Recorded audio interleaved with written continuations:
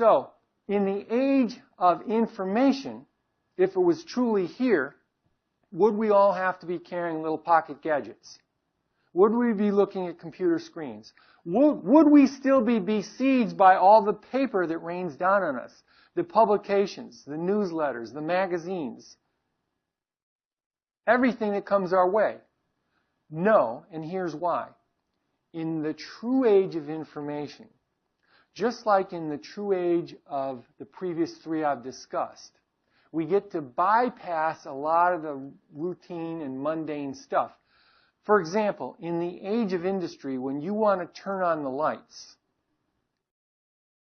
that are in every building we could walk into in this society, do you have to know anything about electrical engineering? Do you have to know anything about wattage, resistance, ohms, joules, newtons, incandescence, illumination? No. What do you need to do if you want to get the lights on? You flip a switch. That's the arrival, the true arrival of the age of industry, where the typical person in society doesn't have to be a rocket scientist to get the lights on. When you want to start a car in the age of industry, do you have to know about engines, pistons, any of that stuff? No. You turn a key and the car starts. In the true age of information, which is not here yet, will we have to know Word.doc?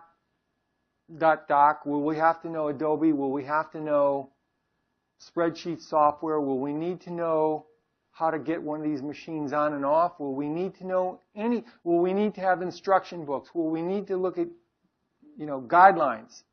No. Why? Because in the true age of information, all you'll need to do is talk to the wall or talk to your wrist or just announce that you want the answer to something. And just like flipping on the lights in the age of industry, and by the way, in the age of industry you could clap and get the lights on or say lights on.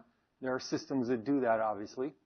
In the true age of information, all you have to do is announce what you want.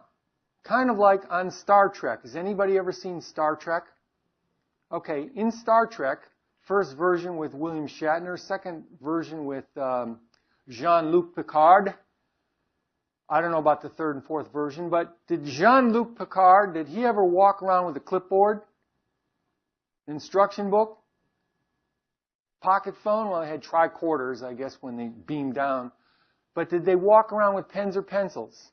Notepads? Post-it pads? No. What did they do when they wanted information? They talked to the wall. Why? Why did they talk to the wall? Because computers were built into the walls. It was built into the structure. What language did they use? Word?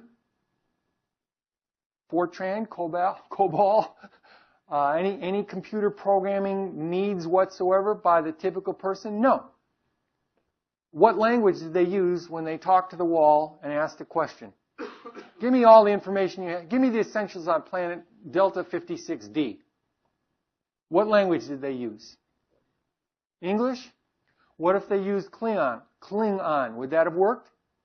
What if they used Spanish? Would that have worked? What if they had used Swahili? Would that have worked? Any language would have worked. Why? Because in the true age of information, the systems already account for what tongue you might use to access the data.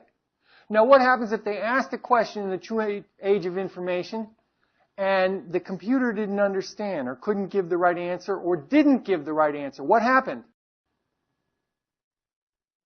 What would the person do? I'm there. I want the relevant information on planet Delta 56D. And the computer's giving me information on Delta airplanes or something. What do I do? Not all at once. I got time. You ask the question a different way.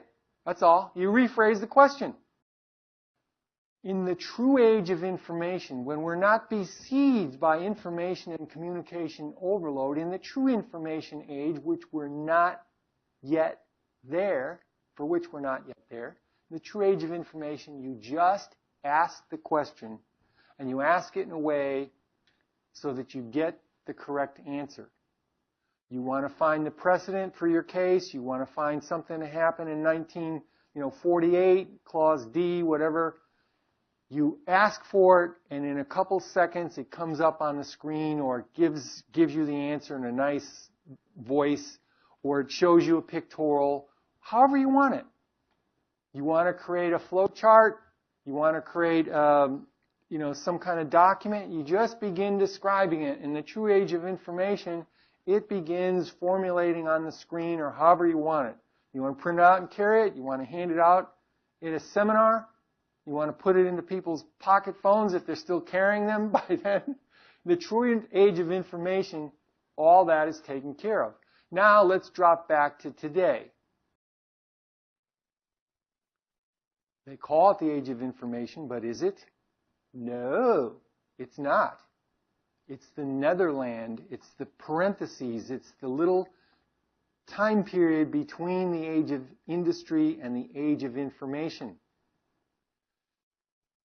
And the bad news for us is that we're caught in this era, and for most of us, this will be the defining way of operating in this era. In other words, for a lot of us, we'll never work in the true age of information. For most of the rest of our careers, we're going to be in this Netherland where we continue to, look at little screens, print out things, ask 25 different ways, get online and be hunting around and maybe finally get the answer after 15 minutes. It's much better than it used to be. A lot of times you can just put in 3 or 4 words into your Bing or Google search box and get your answer. I play a game. When I'm on my PC, I play a game. I try to see what's the fewest number of words or keystrokes I can enter into the search engine line to get my answer. Can I do it in 3 words? Name that tune. Can I do it in 2 words? And so on.